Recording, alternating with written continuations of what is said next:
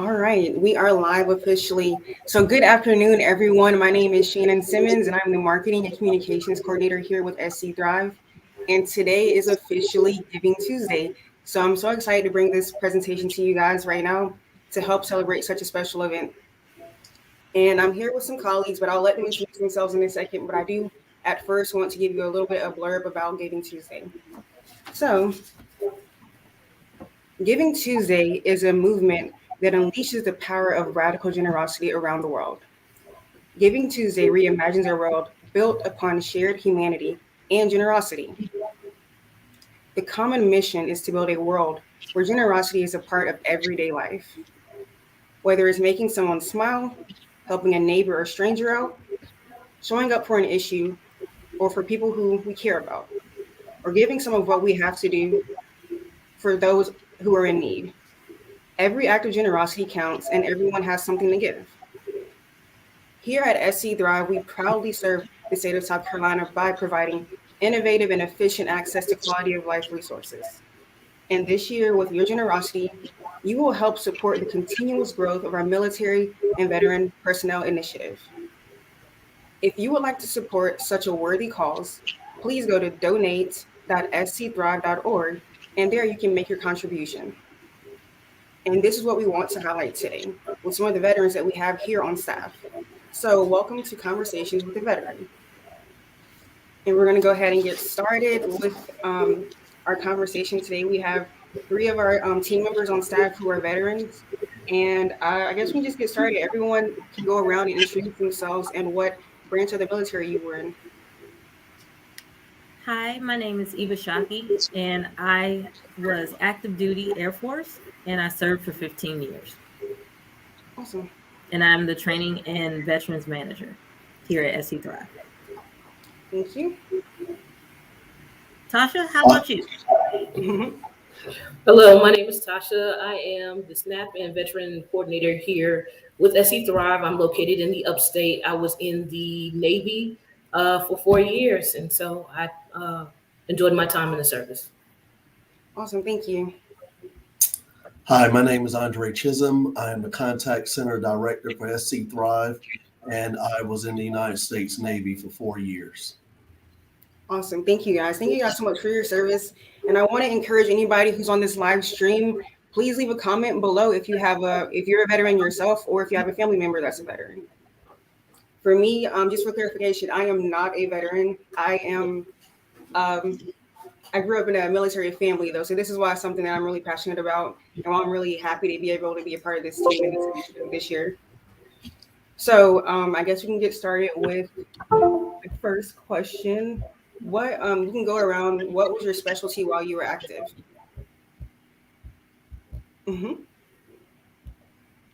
Andre, what was your specialty? I worked in the legal department. I worked directly for the commanding officer of the Little Creek Amphibious Base in the legal department. Awesome. And was there anything special that you liked about that experience or that stands out about it?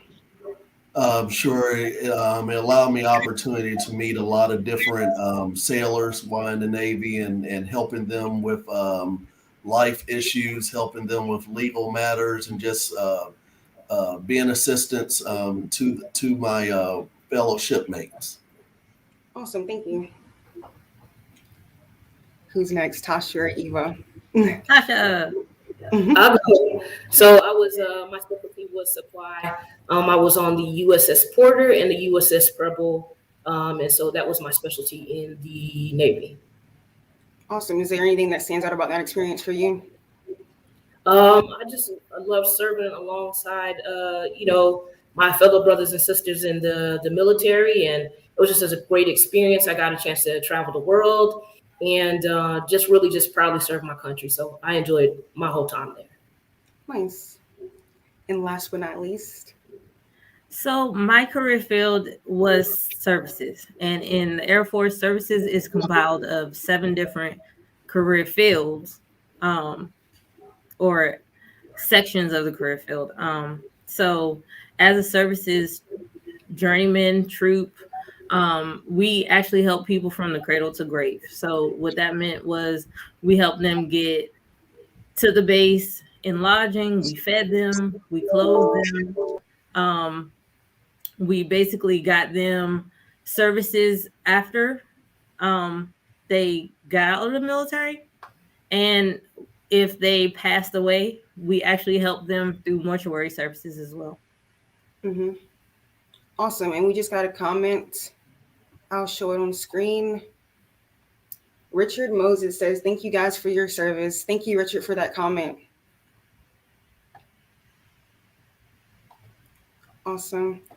Looks like Tasha was having a connection issue. I'll refresh it.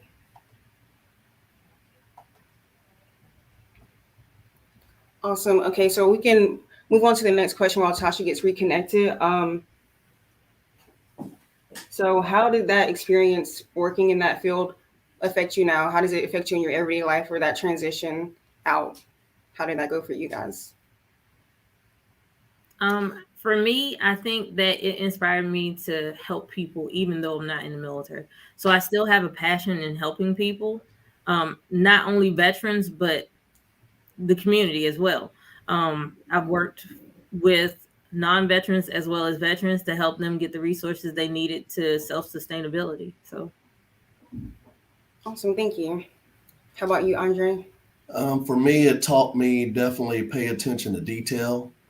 It also taught me help put others first, because you never know what people are going through, what type of legal challenges they're having, and to try to do your best to go above and beyond to assist them in whatever endeavors or whatever legal matters they had encountered, to ensure that the outcome was successful. So for me, the big takeaway was really putting other folks first. When you step foot in the office to start your day, you had to put yourself aside to ensure the success and to ensure that your fellow shipmates were taken care of, and you assisted them to the best of your ability. Awesome. I can agree with that. My mom was in the military for 26 years. She was in the Army. And so traveling around with her and her transition out into retirement, she still had that same kind of heart of service. So that's one thing that I know and I notice about any veteran. Is another reason why I go back and support veterans as well. So I appreciate that. All right. So let's get into some of the things that SC Thrive does for veterans. Eva, would you like to speak on some of the relaunch initiatives we've been doing lately, or if there's anything else you want to discuss? Sure. We currently just finished our 46th Veteran Salute, which acknowledged and basically gave a thank you to 46 veterans within South Carolina. So each veteran throughout South Carolina from a county in South Carolina got a thank you. And that thank you consisted of a gift from SC Thrive, as well as Truist Bank and Texas Roadhouse. And also we're doing a peer-to-peer combat female veteran support group, and that starts in December and it goes all the way until March. So the first meeting will be December 10th at 6:30, and we will basically get to know each other, see what each other needs, and be there and give assistance. Awesome. Yeah. And can you go into just a little bit, what are the requirements to be a part of that group, or is there any type of sign-up process? Yes, there is a sign-up process on Zoom. In the registration, all you have to do is fill it out, and then we get notified of how many people will be the initial setup. You have to be willing to be there for all 6, but of course, we know life happens. So if you're not available at one, we just ask that you notify us, and we can make arrangements for you to get the same information as if you were in the actual peer-to-peer session. Awesome. Thank you. Yeah. So we got another comment. I'll show it. Shannon Walker, she says, so proud to work with these heroes. Thank you all for your service. Thank you, Shannon. Thank you, Shannon. Thank you. All right.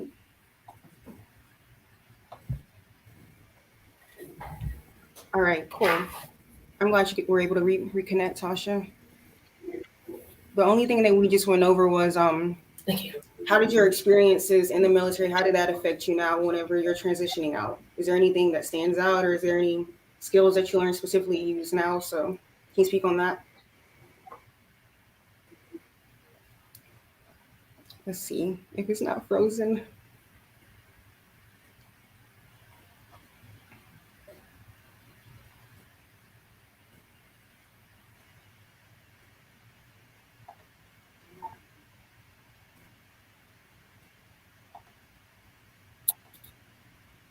Um,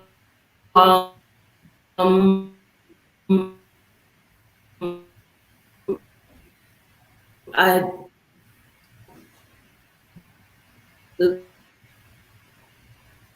Oh, hold on, it's breaking up.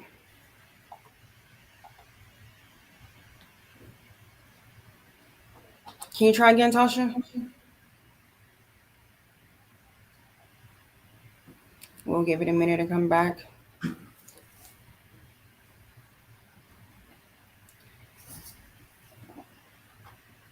All right, and other than that, getting into the next area, is there, well, why are you passionate about serving the veteran community? Is there, are you still connected to the community heavily? Is there a specific need that you want to fulfill within the veteran community? I think for me, the reason why I'm so passionate about um, the veteran community and wanting to help the veteran community is because I was raised in a veteran community. I have 8 uncles, and all of my uncles served in the military, be it Army, Marines, or Navy. My brother was a Marine, and they basically inspired me to get in the military. I tried to get into various branches, but the Air Force was the one for me, because my dad told me I had to. So that's the reason why I got into the Air Force. But I think there's a greater need for female veterans to be acknowledged and to know what resources are out there available to them. I think we're a invisible population that needs more light on the population. It's getting better. Mm-hmm. I just want to help it get better faster. Agreed. Agreed. And for me, I would say it's the bond um, and being able to connect with one another, being able to share each other's stories, being able to share knowledge of resources of since transitioning into the civilian sector. And it just allows you to kind of expand your knowledge of what's out there for you to be able to take advantage of as a veteran. And it really teaches you active listening, because a lot of veterans, just like I say, want to share their story. And you need to be able to hear, you need to be able to show empathy, sympathy, and be able to relate about those experiences. So for me, that's gratifying. That's gratifying. Being able to lend an ear to a fellow shipmate or someone that served and has that understanding of what we went through and what the challenges and successes were. Awesome. Thank you. All right. Did you have anything that you want to add to that, Tasha? You can unmute as to why you are passionate about. Oh, well, we'll come back to that. So let's get into mental health. That's one thing that we are very, very big on supporting here at SC Thrive. We have various mental health efforts and trainings that you can take here. So how does that relate to the veteran population? Is there a specific need? Because I know that mental health is very, very different to address for that population. I think for mental health from a veteran standpoint, we have a stigma placed against mental health. We're afraid that we'll be stigmatized in the crazy veteran. Nobody wants to be stigmatized as a crazy veteran. However, if you need help, we have the resources and we have training for you to be able to identify those individuals in need. You can take mental health first aid, and you can actually understand the signs and the symptoms, and you can be aware of those if encountering someone in the community, whether a veteran or a civilian. And by knowing what the signs are, you can actually reach out and get help. Um, when you call the hotline, there's one hotline for a civilian and there's one hotline for a veteran. When you press number one, not only are you pressing number one to speak to a veteran um, person on a hotline or a call center, you're actually speaking to another veteran or a individual with knowledge of the veteran community. So I think that it's paramount that everyone take the veteran mental health first aid, because it's not just for veterans with mental health first aid issues. It's for service providers, family members, individuals in the community could also glean from the information that we have in that class. Hmm. I agree. Did you want to add anything to that, Tasha, about veteran mental health? Is there anything that you specifically see in the community? I wish that more veterans of mental health services, and for them to know that it's okay to get the help, and don't worry about stigma attached to that, because mental health services are very important, not just sometimes for the actual veteran, but for the spouse of the veteran and the children of the veterans. It's very important. Um, I'm just thankful that the resources are out there. I'm thankful for SE Thrive and the resources we provide for mental health as well. Hmm. Definitely. Did you have anything you wanted to add, Andre? I completely agree with Tasha and Eva, and it's gratifying for me being new to SC Thrive, knowing that I'm working in an arena where we're taking applications and we can assist our veterans with needs and concerns. Hmm. So, were any of you guys deployed out of the States? And if so, what country? I was actually deployed 7 times. And most of that was spent in Kuwait. And then my last deployment I spent in an undisclosed area. Um, Gotcha. the ones that I spent in Kuwait, I actually learned more about my career field.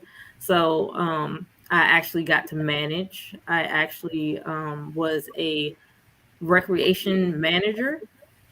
So I got to see all of the different areas where, people needed help, and I got to assist them. Um, and that leads to my wanting to help others and basically help people in need, whether a veteran or not. Hmm. Awesome. How about you guys? Out of country?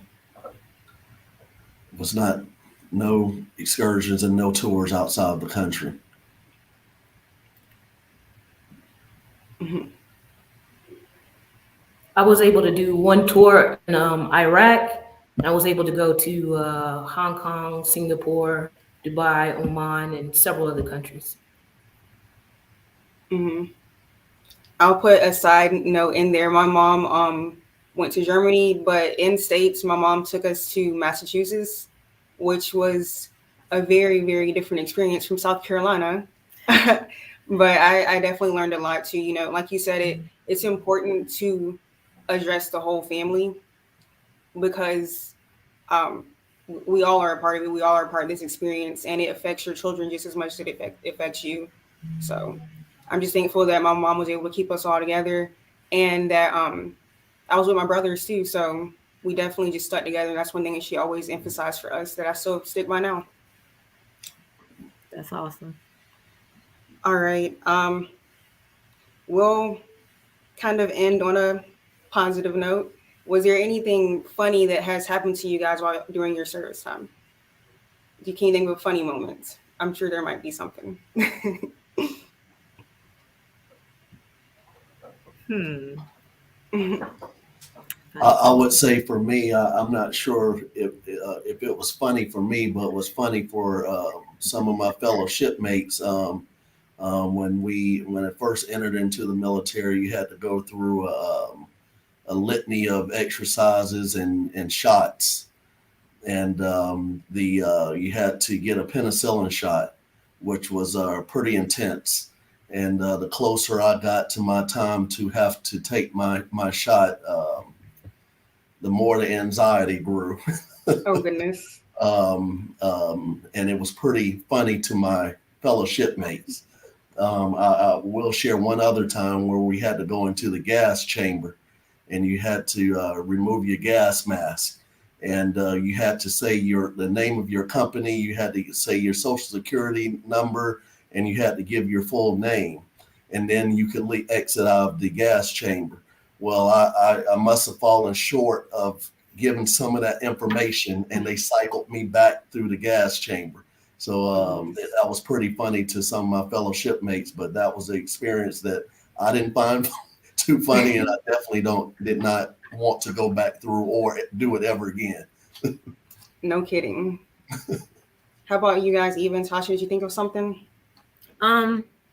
It's not funny, but it was fun for me.